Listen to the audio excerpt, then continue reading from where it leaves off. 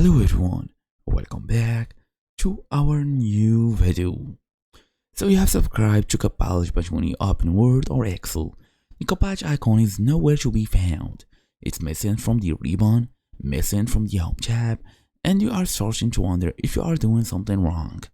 The most common reason is a mismatch between the account you have signed and the account that has the Copilot license. But there are several other potential culprits. From updated apps to privacy settings that block connected experiences, let me walk you through exactly how to bring Copilot back. Fast and easy as usual, let's get started. First and first, you have to confirm the correct account and license. Copilot only appears in the desktop apps if the signed in account has the correct license. Open any Microsoft 365 app and check the account shown at the top of the window. So, the account must have a Copilot license.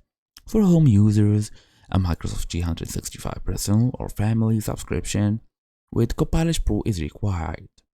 Copilot in the desktop apps is available only to the subscription owner.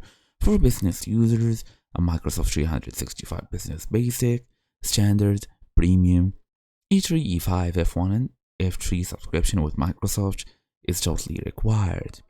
For new or local files, the current primary account must be the licensed one. Then you have to go and update your Office apps.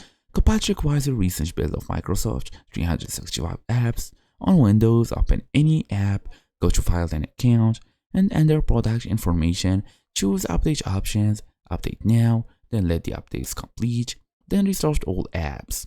On Mac, you can use the built-in Auto Update tool to update whatever you like. And that's the idea. Thank you all for watching. I will see you all in the next video.